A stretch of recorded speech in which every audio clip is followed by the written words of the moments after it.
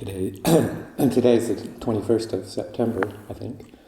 So somewhere around now, either yesterday or today or tomorrow, is the equinox, transitioning from the summer season to the autumn season to fall season. The days are getting shorter, nights getting longer, at about the halfway period now, 12 hours and 12 hours.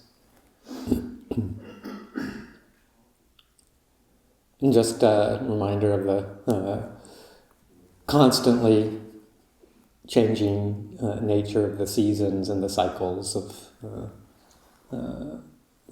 our lives. Can start to see signs of autumn happening with various creatures in their own ways getting ready for the winter to come. And just a reminder, it's a reminder of the relentless nature of time passing.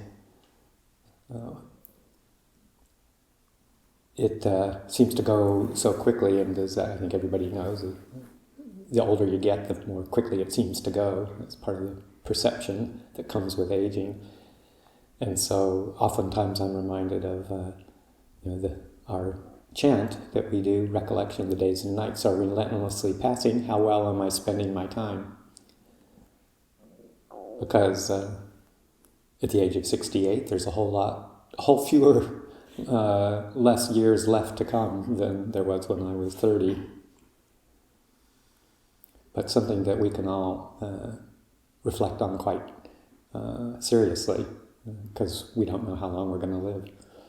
So how well are we spending our time? We're all involved here at Abhayagiri doing many tasks. There's a lot that needs to be done to maintain a monastery of this size, and the numbers of people that come to be with us, either long-term or short-term. So there's a lot of moving parts that need maintenance, oiling, greasing to keep it all functioning.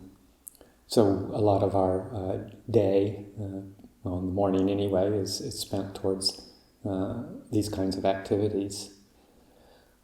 And it's also a very good way to offer service, to offer generosity, to support this very wonderful thing that we have going here. And to use that remembrance later in the day, remembering the good that we've done by offering help, being supportive, putting our heart into to the service aspect of our practice, which is incredibly important in sustaining for our well-being, as well as the well-being of the community.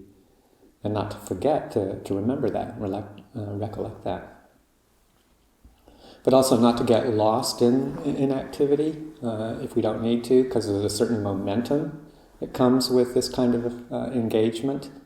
And sometimes it's kind of hard to shift gears when we have the opportunity to do so. There's kind of a forward-moving kind of motion in the mind that takes some time to kind of wind down after the structured activity is over.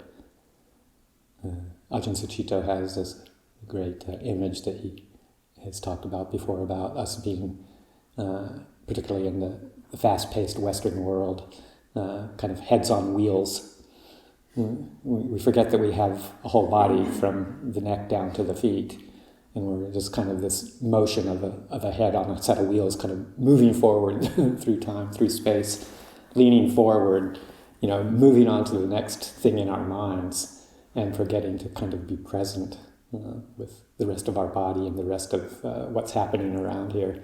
Always got something more to do, something else to do, something on our to-do list, and we're just ticking them off.